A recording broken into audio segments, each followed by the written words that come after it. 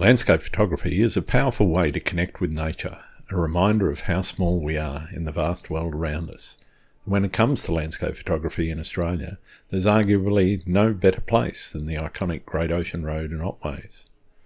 A Photographer's Guide to the Great Ocean Road and Otways by Samantha Olsen is a book that provides everything you need to know about 152 different shoot locations, from the best times of day to visit, the ideal seasons, tide heights, drone regulations, even whether you can bring your dog.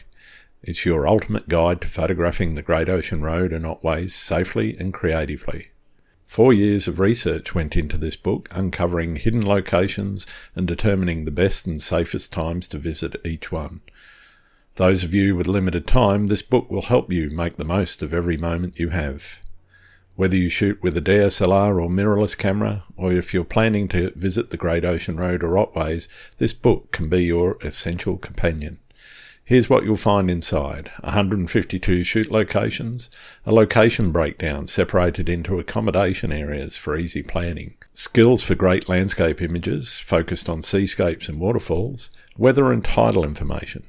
With 750 pages of information and over 1,000 full-colour images and diagrams, this book is a treasure trove of knowledge. This how-to photography guide, combined with a travel guide, all in one beautifully crafted book, gives you everything you need so you don't waste a moment of your trip. So, don't miss out. Visit Kickstarter.com and search for Great Ocean Road book to get your copy today. Choose a package that includes a physical hardcover book to enjoy all the beautiful images, plus an ebook so you can take this guide with you wherever you go. Get ready to discover the Great Ocean Road like never before.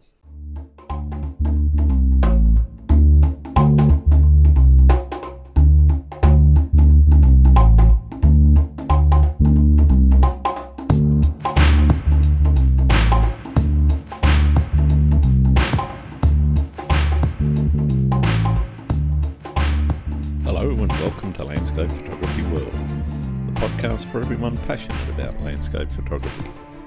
I'm Grant Swinburne and I'll be your host on this show, talking to landscape photographers about their motivations, likes and dislikes.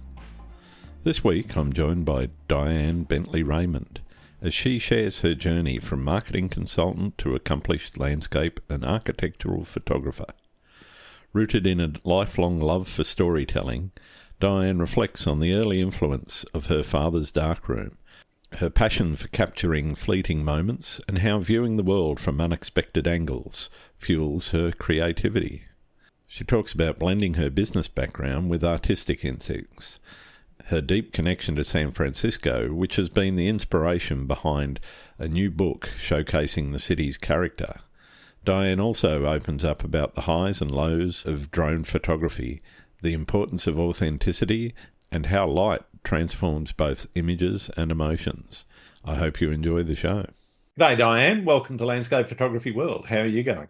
I'm doing wonderful. Thank you for having me. I'm delighted to be here. I'm delighted to have you on the show. It's a very exciting time for you, I know, because you've got a new book coming out. But before we get into the details around that and a few other things that I want to talk about, who are you and why are you a photographer? I am a photographer because I am a storyteller. Mm-hmm. And as far back as I can think, I loved telling stories. I loved telling stories as a kid. Later in life, when I became a parent, I often preferred to tell my kids a story, sometimes instead of read them one and make it up. Uh-huh. And then later in life, I made my living for about 30 years as a marketing consultant. And Okay. when people say, "Oh, what do you do for a living?" I used to, without thinking, I'd say, "I tell stories." And in my mind, that's what it was. Anytime you are selling something, presenting something, marketing, you're telling a story about a product, about a town, about whatever that thing is. Yeah. And photography for me is the most passionate way I think you can tell a story.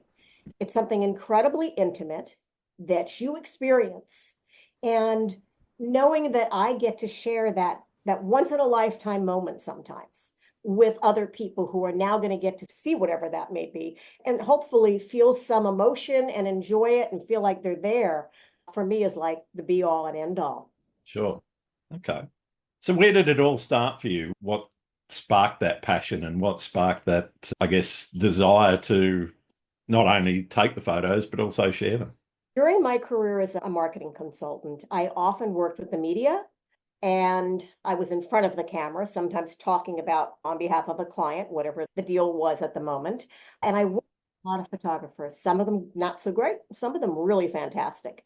But the one thing that I would find myself doing is if we were working on revitalizing a small town and we were going to do a piece on it, I would end up saying inevitably to the camera crew or the photographer, whoever we were working with that day, very politely, I would ask, but I'd say, could we maybe get those buildings in your frame and make sure that we pan down and show this street? Sure.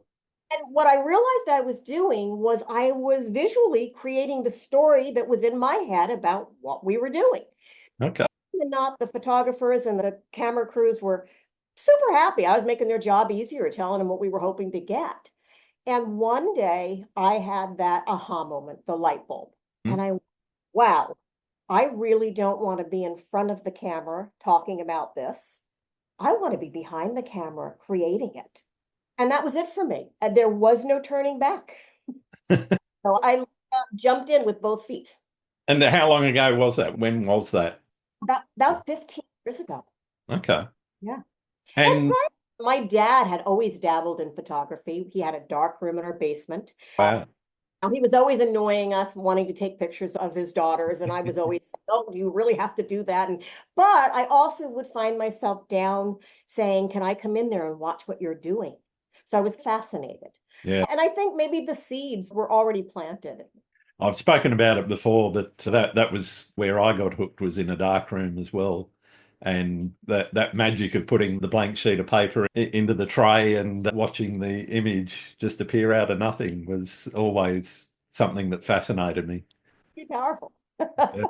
That was my moment. And I am very blessed because I left my career as a consultant Mhm. and I was going to dedicate the next couple of years to doing nothing but taking photos. Right. And nothing was off the table. If your dog barked and you wanted a picture, I took it. If a cat climbed a tree and you needed it, I took it. Birthday parties, weddings, engagements, you name it, I did it, no matter how big or small it was. And what I was doing was learning my craft. Yeah. Wanted to shoot outdoors. I wanted to shoot indoors. And I was learning as I went, and I was reading and watching things. And I'm so glad I did that because a couple of things came out of it.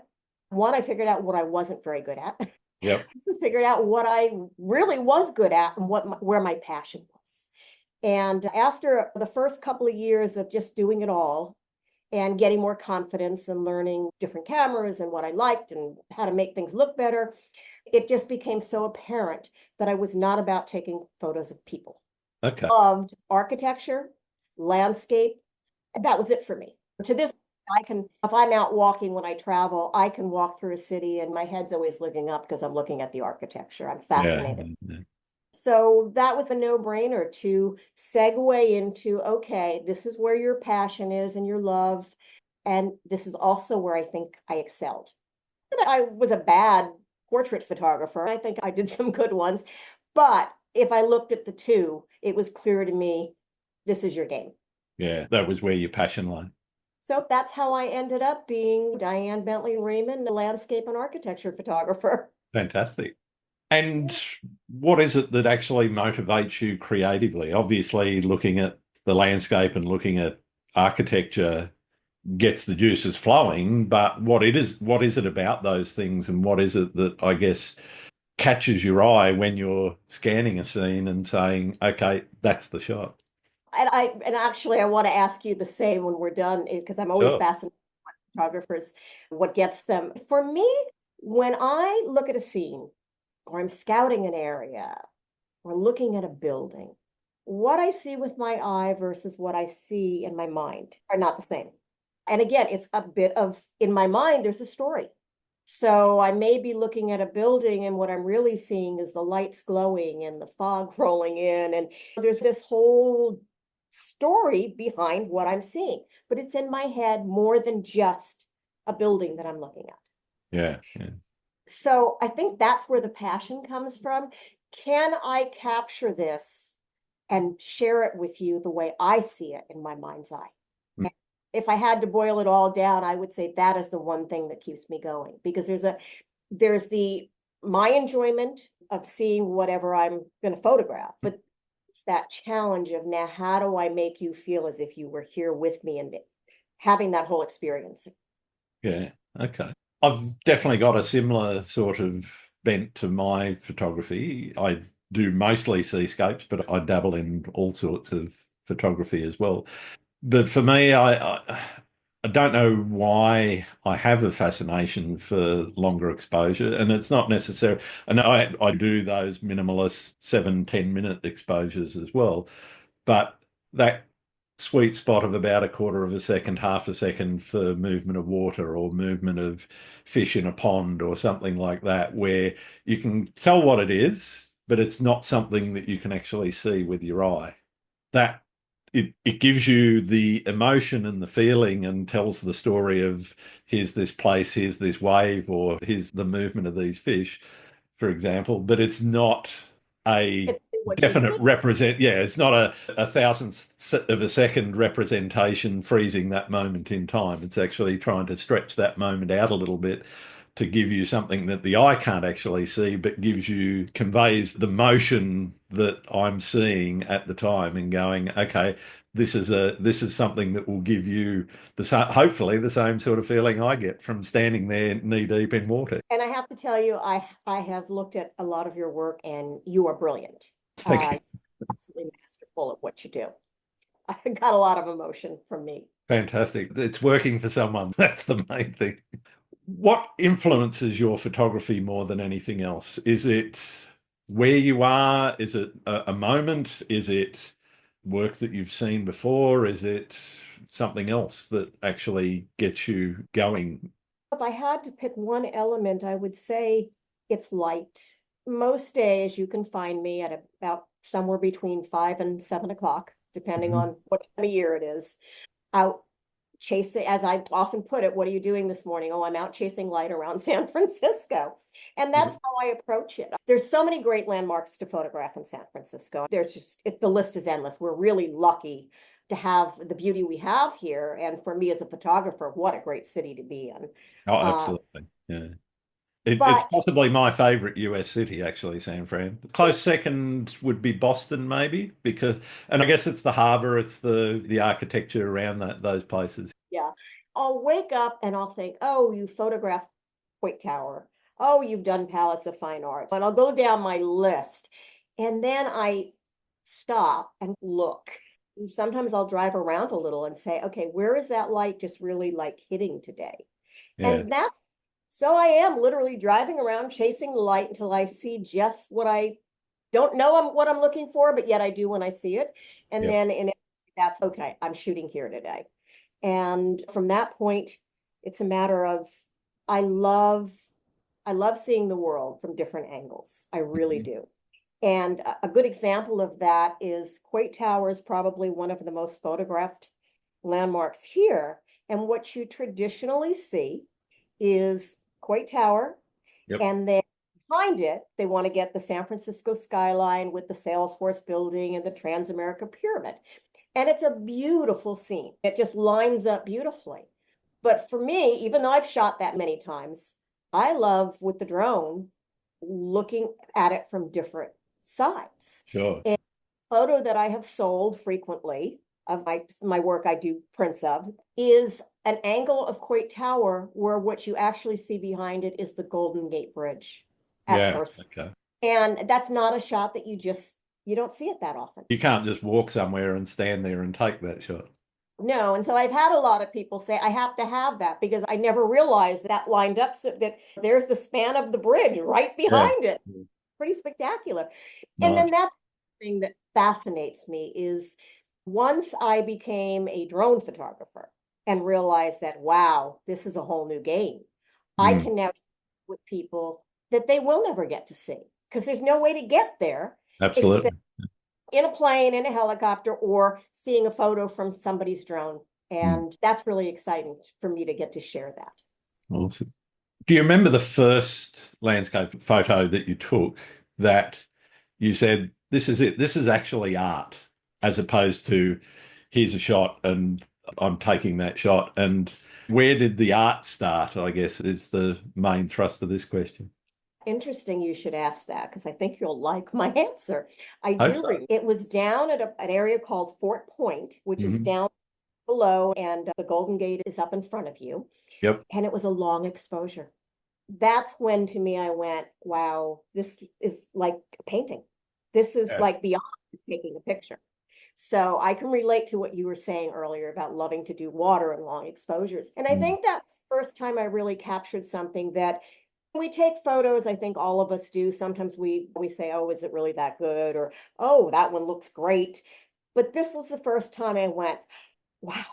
And ironically, that very picture a few months later, Sony reached out to me. I'm a Sony shooter. That's Yep. yeah. Yep. Sony reached out to me and had actually said, can we use that on something online? We love that photo of yours. And I was like, oh, absolutely. I would be delighted for you to show this photo. And again, that really cemented, excuse me, cemented it that, okay, somebody else is seeing it now and saying, wow. Yeah, you And feel like you're on the right path there. you feel legitimate somehow. Absolutely.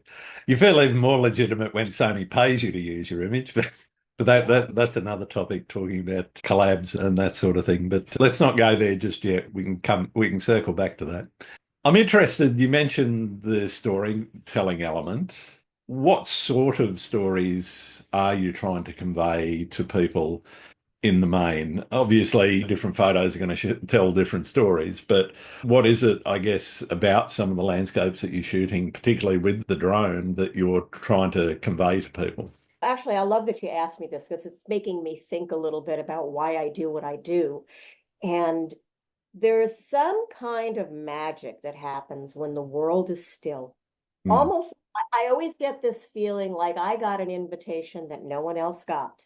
And as long as I show up, I get to see this. Yep. And I that's what it is for me that I prefer sunrise over sunset.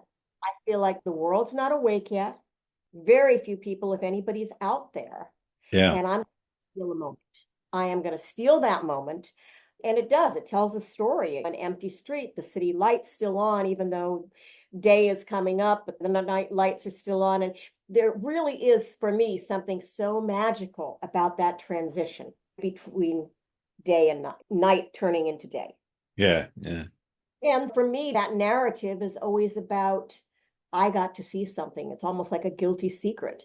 And I want to share that with you. Yeah, that's something I can very much relate to, getting up at silly o'clock just to stand knee deep in water and see something that most people in their beds aren't going to get to see Yeah. because nobody else is stupid enough to get up at that hour. Glad you said that because we just had in San Francisco the last 3 days what's called California Henge. And it's twice a year, the sun lines up perfectly down California Street Yep. and literally like sits like an orb right on top of the spire of the Bay Bridge. Yep. And Yep. it's mass wall-to-wall photographers down there shooting this. And I'll I can never forget imagine. was on California Street, not for California Henge, but just taking that photo of the bridge lining up. And early in the morning, no makeup, I'm in sweats, jacket, beanie on. And I jumped out of my car, ran out in the middle of the street. No trolleys are coming, and I'm taking a shot. And this man looked at me and said, lady, you either got to be totally crazy or you're a professional photographer.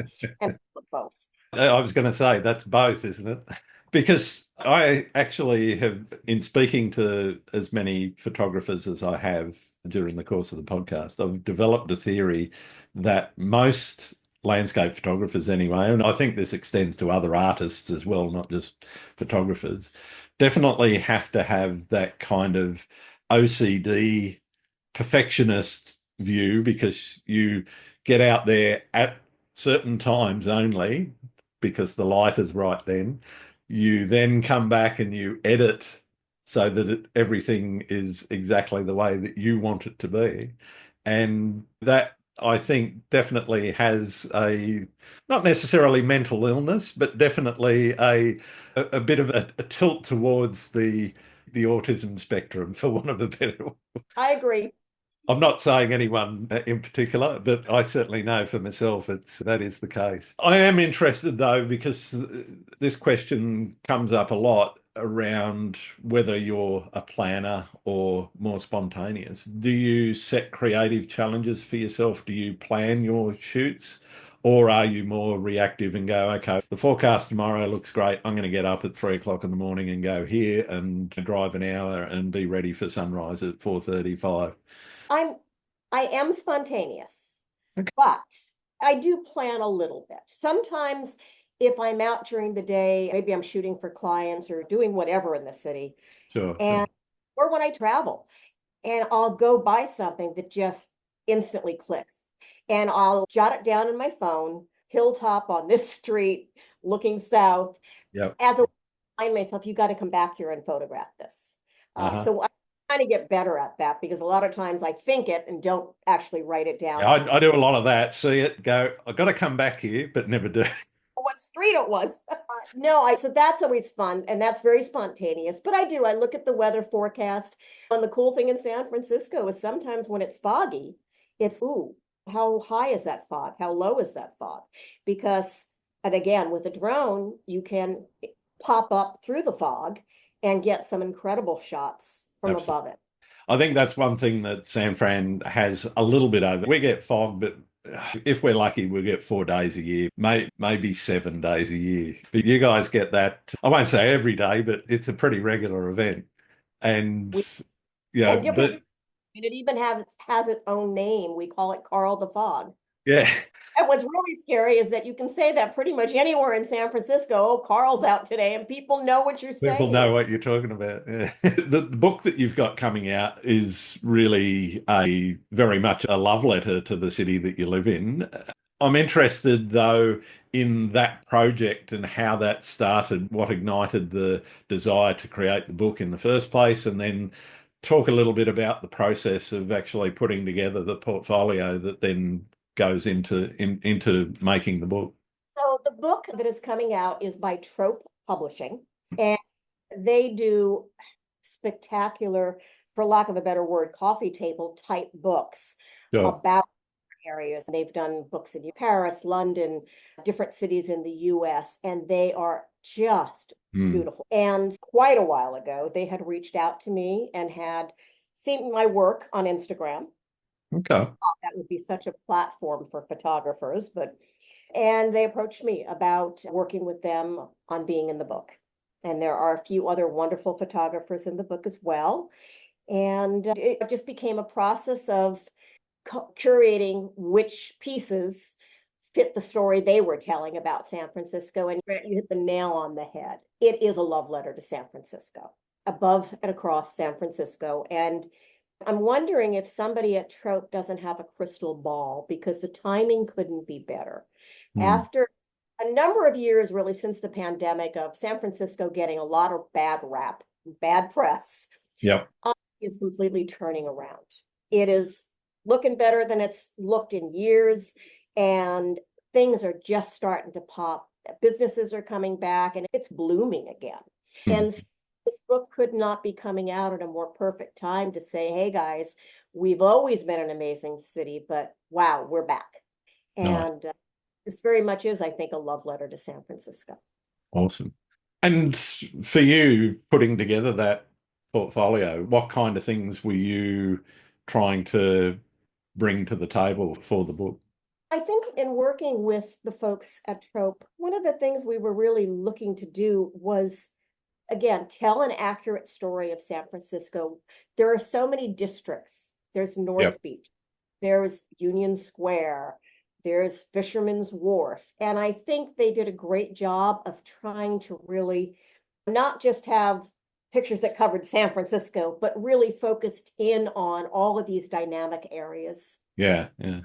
Okay. And for me, it was looking through work and finding there's some of my work on a Chinatown and some with Ghirardelli Square. And so it really did emphasize all the unique districts that we have here, which is Yeah. cool. That's one of the things I love about living here. If you're tired of this, if you don't want to be in Nob Hill anymore, go down to Fisherman's Wharf or Yeah. go to each area really does have a very different personality.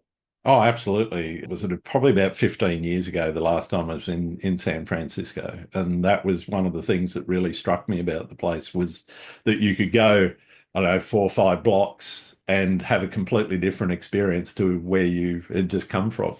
15 years now you got to come back and you got to go shoot water with me so you can teach me that magic you do. Happy to do that.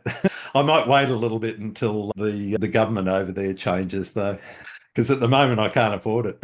Australia on my bucket list at the very top, Oh, I think. definitely. Yeah. And again, open invitation. If you get down here into Sydney at all, let me know and we'll get out there and I can show you some spots that San Francisco like in some places, but some that are very different. I would look forward to it. Thank you. How important is it to you and your work to have projects to work on? Is it something that you consciously think about a lot, or is it something that just, okay, if this comes along, I'll work on it? I think I'm a bit of a type A personality workaholic. People will often say, I know you photograph all week long. You have a lot of clients. You do, when there's a new build on a skyscraper, I'll often do the photos for the back plate and then they'll render in the photo of the building on top of Sure, sure. that. Construction clients, very high-end real estate clients. And people say, what did you do on your day off?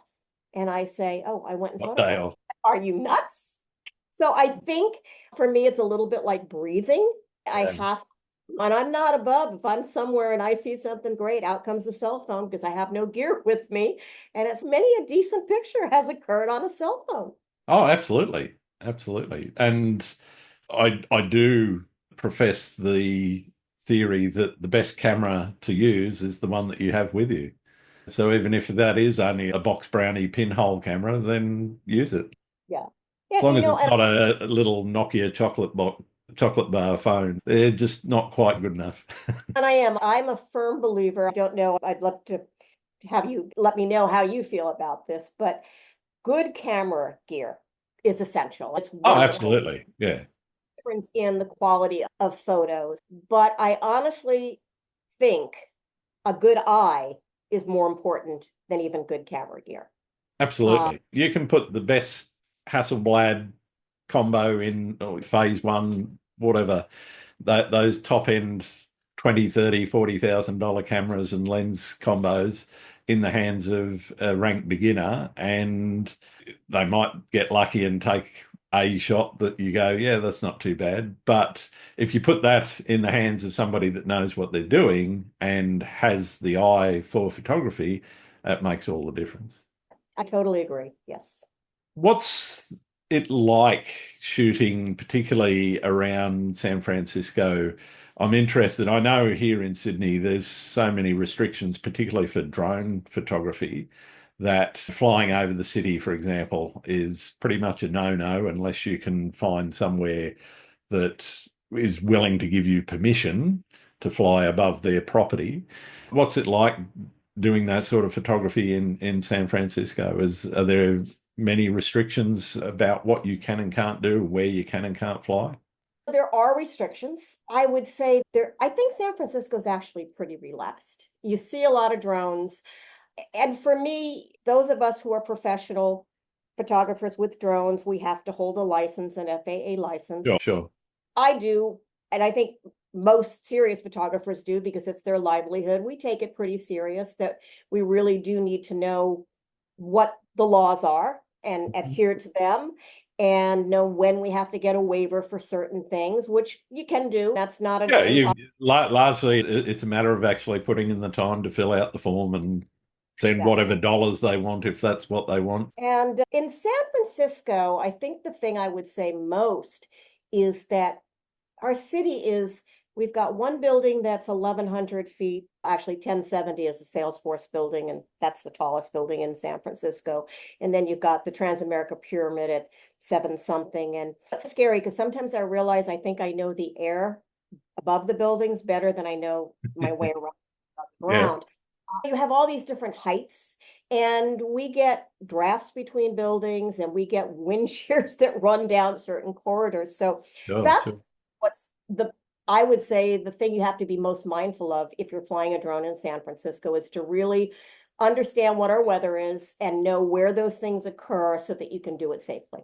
Yeah, yeah. Because And there's nothing flying a drone and seeing it sailing down a major street somewhere, and it's not doing that because of you. Yeah, yeah. When you see it moving and you haven't got your thumbs on the buttons going. And I've had that happen one time when it got caught in a draft. Mm. And some it was took some very intense work to try to figure out, okay, do I need to go down in altitude? Can I do that safely? Do I need to go up in altitude? How do I get out of this? Which I did. But Yeah. boy, for minutes I was turning gray. Is there anywhere else that you've struck issues with drones? Somebody coming along and saying, yeah, not here. Sorry, can't do it. Knock on wood. I've not had a lot of problem pretty much anywhere. And I have a theory. I don't know if this is an accurate theory, but I always say maybe because I'm a little older than what most people think a drone pilot's going to be, and I'm a female. I don't know. People, I guess maybe I look like I have some kind of authority and they're not going to question me. My career, I have showed up on top. The mum factor. I have showed up on a top of a skyscraper to do work with a hard hat on and boots. And said, okay, talk to me a little bit about what we're going to try to capture today. And the guy looked at me and said, where's the drone pilot? Oh, wow. And I said, that would be me. And he kind of looked at me with this shock. And I said, let me guess, you probably thought I was about 20 or 30 years younger and male. Cap on backwards. And he went, well, then I said, These no. vans, yeah. But no, I've been very lucky. And I travel quite a bit. I love photographing in Europe. And again, you just have to do your homework and find out what you can do, where you can go, what you can't. There's apps out there that can help you with that. Yeah. But here, so I think we're pretty good as long as you pay attention to the rules. Yeah. You talked about your background in marketing. How much do you think that has helped you be successful in your photography career? I definitely think that plays a role. Being a marketing professional really helped me learn how to craft a narrative, craft a story. Oh. And I think to some extent that has carried over into my photography. Okay. Yeah. And what have you learnt from running your own photography business? That as long as you keep putting one foot in front of the other, you absolutely do your best and give it your all, you'll succeed. I really, there's a great saying, and I know I won't quote it accurately, and I probably can't tell you who it's from, but you might recognize it. And it goes something about there are brilliant minds that are unrewarded, and there are people that have all this talent that's unrewarded. And I think the very end of it is that perseverance alone is omnipotent. Absolutely. And I do believe that because I'm not the smartest person, I'm not the most talented person, but I am driven and I am very determined, and I just keep putting one foot in front of the other. So in my mind, when I decided to get into photography, not having a business and being able to do this for a living wasn't an option. It was like, no, I just jumped off the cliff. I gave everything up. So not succeeding here, that's not even in the realm. So was it a quick decision for you? Was it something you deliberated over for some time? It was pretty quick. It was pretty. And a lot of it had to do with the fact that I was at a point in my career where, I'll be honest, at my point in the game, I call it the second half. Yep. I've done all the hard knocks and the learning and all of that, and this is the second half. And I decided if I was going to do it, it was like now or never. Yeah. I also felt I was hitting that age where we don't like to talk about this a lot, but the truth is you hit a certain age and you realize, wow, there's a lot of 30-something-year-olds that are very talented and probably or on they know what's happening, the best technology. Yep. And I thought, go out now while it's been a great run and do what you really want to do. And you still got time to do that. So it literally was jumping off the cliff and saying, okay, we're doing this. I think that's a great point because it also says to me that it's almost never too late. Obviously, there is a point where it is too late, where you can't actually physically get out. As long as you hit that sweet spot between, say, 40, 45 and 60, and I say 60 because that gives you a little bit of a lead up before you get to a point where physically it's difficult to get out and about. At hillside or mountain to get to the place you want to photograph. That's right, yeah. Climbing all those stairs and up and down mountains and so forth starts to become a bit of an issue. But you get that sweet spot between, say, 40 and 60 where it isn't too late to get out and change your career and do something different. And I think in talking to a number of people, that has been the case, is that they've come to it quite late in life, but actually then made the leap and said, okay, this is something that I'm passionate about and I really want to do. So now's the time to do it. Yeah, and I love sharing that, especially with younger people. Like I give some people hope in saying it isn't too late. Run for it, grab it, and give it all you've got. You'll be amazed at what can happen. And Absolutely. Absolutely. Yeah. it's a happy thing. What does success look like for you in your photography? I think it's a combination of one, for me, it's a living, so I need to pay my bills with it. So there's a Mhm. certain I need to be working. And then that's only 50%.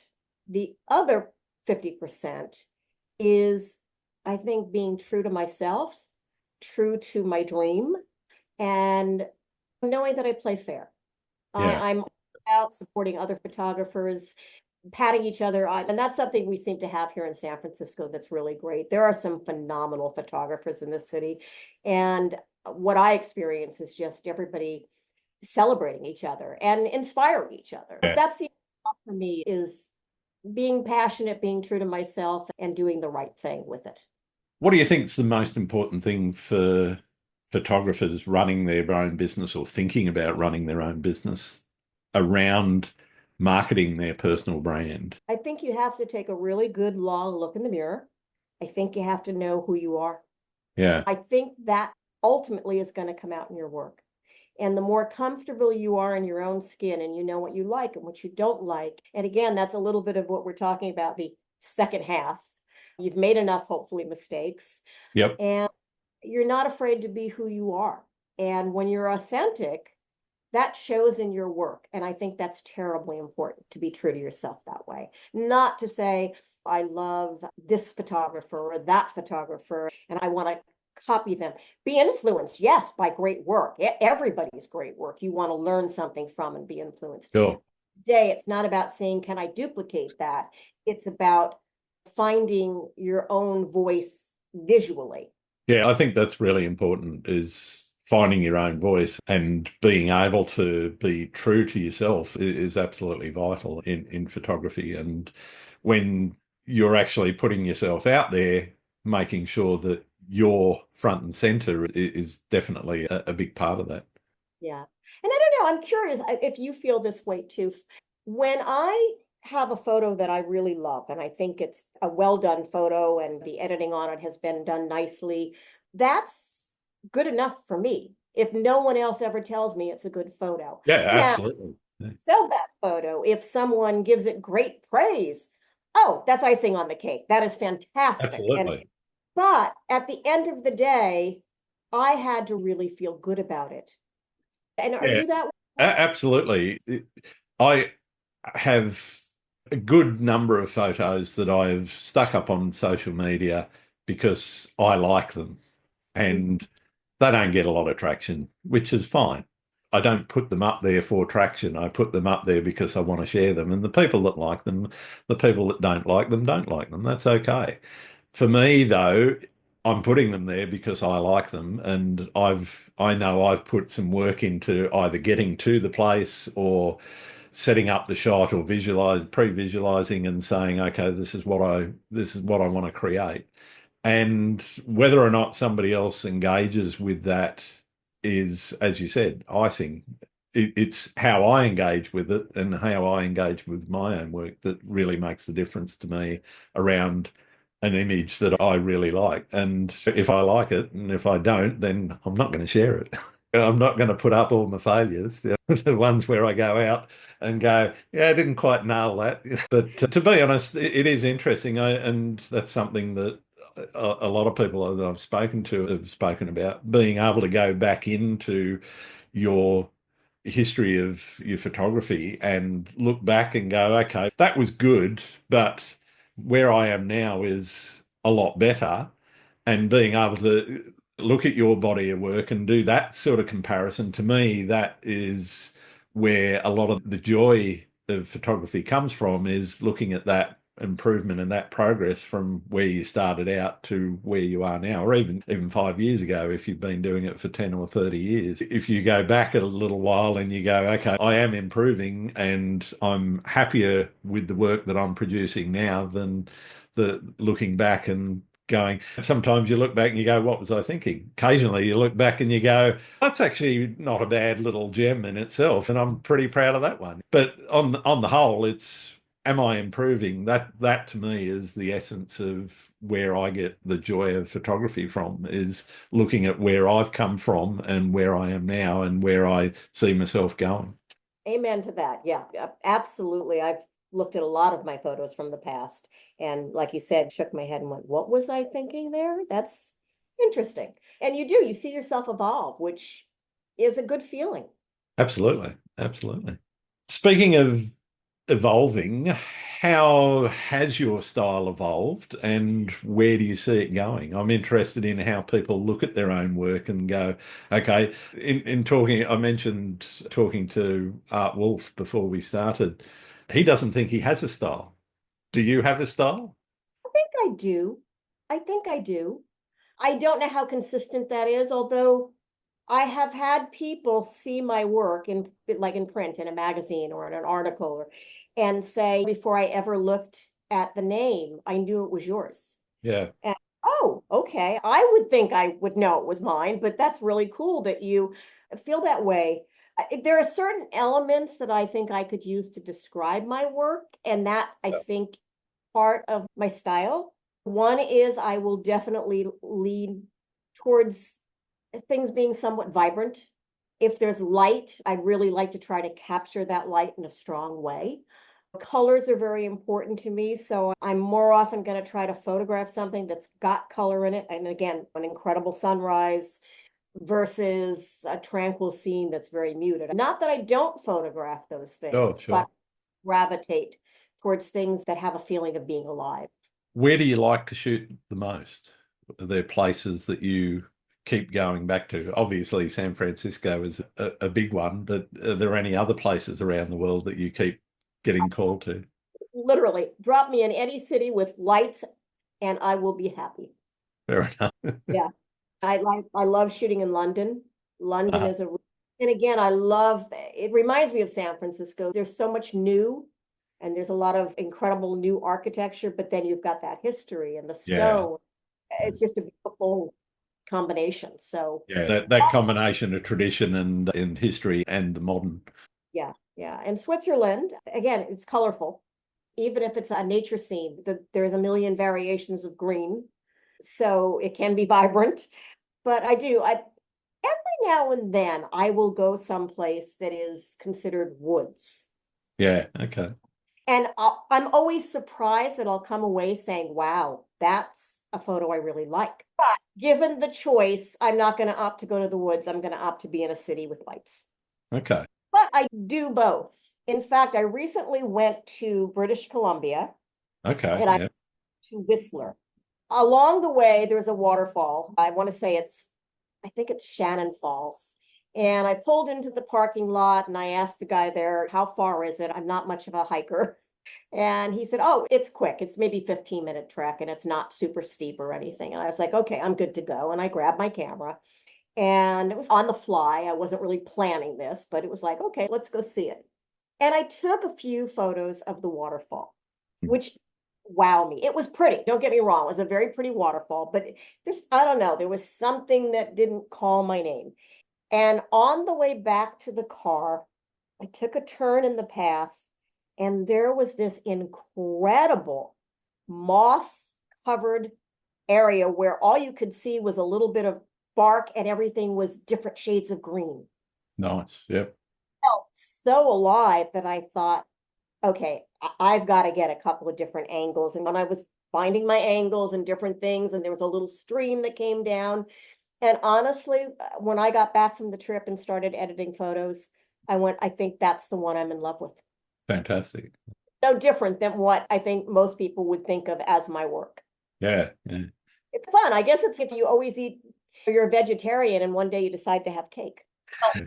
I'm interested in how where you live, and for you, obviously, San Francisco has shaped how you shoot as opposed to what you shoot. Obviously, the things that you shoot are going to be near where you live, but I'm interested in how that shaped the techniques that you might use or how you've actually, how it's influenced your photography and in what way. I think it's made me more of I always love the term when I hear people say I can run and gun, but there's truth to that for me. In San Francisco, especially early in the morning, I don't know how safe it always is to be in some of the places that I choose to go photograph. Sure. And I think that's true of any city. That's not to disparage San Francisco. But for a woman with expensive camera gear early in the morning by themselves, you have to take stock of where you are. Sure. You know, is safe? Is somebody going to want to come take my camera? And silly as that may sound, it's taught me to be not in doing that. You don't have the luxury to say, oh, I'm going to be here for 3 hours and just set it up and keep changing positions. And it's okay. The light is coming up. I've got a window. Yeah. I've got to be on it. And I've got to grab that picture in that window because it changes in a heartbeat. So it has made me be I don't want to say a fast photographer, but I am not one that's going to set up and boy, she's there for an hour or two and that's just not me. Yeah. And it follows through. Once you are, I think, have to shoot that way to some degree, it becomes part of just your nature. Yeah. I want to see the angles. I'm going to snap away, but I'm not going to be here all day. Yeah. And the environment, everything is changing. If you're trying to get the world coming to life in a little bit, it's going to be booming. Yeah. So you have to be somewhat fast about things. Okay. Interesting. What's one moment in your photography career where you've truly felt awe, like the landscape reminded you of how small we are in the grand scheme of things? Oh boy. I would probably say it was in Switzerland. It's a town called Grindelwald, the looming above the town. Yep. And we're taking both stills from the ground as well as drone shots. Yeah. And when I was done, I remember saying to my husband, you know what? We need to sit down and get it like a cappuccino, and I need to just take this all in. I am blown away. I can't believe what I've been looking at. Wow. From the ground and again from the sky, it was like overwhelming. I felt like I had gone to a different planet. It Awesome. was just not stuff you see every day. How do you think landscape photography shaped your relationship with the world? I think it's taught me two things. One is to be in the moment more because things are fleeting. And in one breath, I'm talking about being pretty quick in what I do. But that doesn't mean that I don't savor the moment. And maybe that's all the more that I'm passionate about a photo that I've taken because I know that moment was fleeting. I was the lucky one who got it, is how I feel. But that's carried through in everything I do. If I get up and see the sun come up and I'm having a good cup of coffee, let that all soak in and say, well, Nice. okay, it's good. It may not be exciting, but that's a special moment. Absolutely. Yeah. I really treasure the moments. And I think too, the older we get, the more we realize things don't go on forever. And you really be present in the moment and maximize every minute. I have a question for you, if I may. Yeah, go for it. I want to know, what do you do on your day off? When I'm not doing photography itself, I'm probably doing stuff around the photography podcast. Okay, I have a sneaking suspicion. But no, seriously, time off. I'm usually spending time with family, my wife in particular. She sometimes accompanies me on photo trips, but she's also not really an early morning person. So she likes to have a good sleep in when she can. But on occasions, I've managed to prise her out of bed and get her to stand next to me while I'm taking some shots. But that family time, recently become a grandparent. So that's another thing that I spend quite a bit of time with my new grandson. He's now 4 months old, 5 months old, Nelly. And yeah, so watching him grow and develop has been an absolute joy. And he's, as you may or may not know, babies are an absolute time soak. You can sit there and play with them forever unless they're asleep, in which case you can get on with life again. But until in their waking hours, they will just take up all the time they have. I have two grown sons, no grandchildren. As you said, that translates to what we were just talking about, savoring those moments. Absolutely. There's I have a dinner with one of my kids or both of them or whatever when we do get everybody together because we're in different locations. And I soak that in and it's almost like I memorize it. And I Yeah. realize, wow, this is precious. And Mm. again, we're all changing constantly. So Absolutely. Yeah. I like to memorize the moments, if you will. Definitely.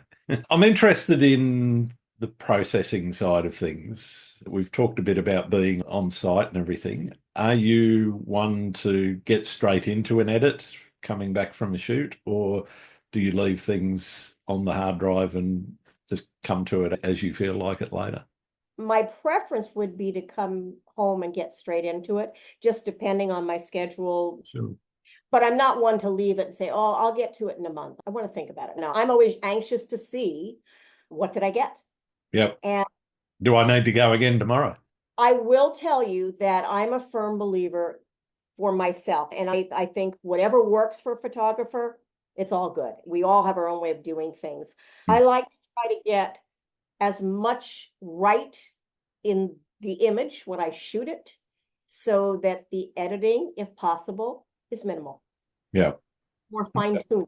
I'm never happy if I take a shot and feel like, oh, this is going to take a lot of work.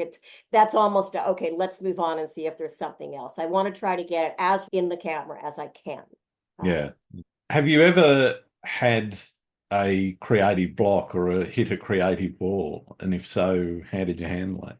It doesn't happen often, but every once in a while, I've had a sense of, and I think it has a lot to do with Instagram, to be honest with you, with Okay. the putting pictures out all the time, where I just felt like, okay, is it starting to all be the same? It's great style. I like people to recognize my work, but I feel like I need to take a deep breath. And then I'll take maybe a week, and I don't always last a week. I might have to go out there, but I'll try to take a little bit of time off and just say, okay, just don't shoot for a couple of days. Which Yeah. sounds like a week. And I just kind of let my brain do its thing, get whatever thoughts are in there about my work out, and then just start over. Yeah. Does that happen with you? Do you find yourself needing a break or? Occasionally, yeah. I don't try to go out every day. That's to me having a bit of balance. So I do quite a bit of looking at the forecast, and if it's going to be a blue sky day, I'm going, do I really want to go out and shoot something that I don't really feel passionate about? I do get a lot of enjoyment out of that dynamism between the sky and water in particular, but whatever it is that I want in the foreground. Yeah, I do spend a lot of time looking at what the forecast is saying before I go out. So for me, I don't ever feel like I'm tired of it. There are times when I haven't feel very motivated, but Mhm. at some point the itch comes back and I've just got to go, and I do. So when the itch is there, I'm all about getting out and doing it. So it's not something. I can't say that I haven't had creative blocks, because I have. I know there's been times when it's just I don't feel like going out and I don't feel like editing. I want to go and do something else. So I go and do something else. That's the thing about getting balance in your life and in your photography, I think is really important. So if you're not feeling it, go and do something else and wait until you do feel like it, because you'll know when you want to. Absolutely. Absolutely. As you said, it's like breathing. You get to a point where you hold your breath so long that you've got to let it out and go and do it. Absolutely. That's one of the reasons I love to travel. That's one of my favorite pastimes. I just love to travel. It coincides so nicely with just bring some gear. Yep. I always find new things that I want to photograph. So that's pretty amazing. Yeah, yeah. I'm pretty much the same. And the camera always comes with me when I'm traveling. My wife and I just did 17 days in Vietnam, and had a wonderful time wandering around rice paddies and Hanoi and Saigon and Hoi An and a few other places, just snapping away. And it wasn't always dawn shot. Sometimes it was the middle of the day. I took the drone as well and was lucky enough to fly that in a couple of places. There was a few places where that wasn't an option, or I didn't stick it in the backpack when I went out on a walk or whatever.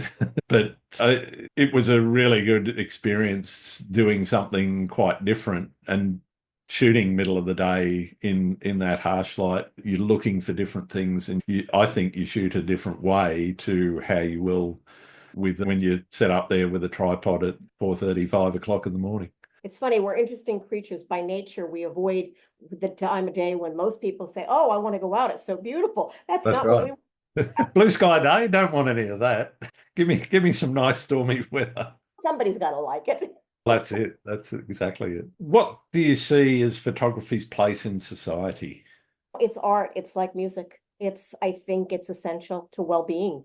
Look at what most people, or many, I should say, do. You get a home, you want to put beautiful things around you. Yeah, That sometimes it's keepsakes, things that remind you of happy moments. Sometimes it's beautiful artwork that you can sit down at the end of the day and look at and say, "Oh, that's my happy place." Or I think it's essential. I really do. awesome. Where do you see its future going? What do you see in photography's future? Wow, that's a can of worms.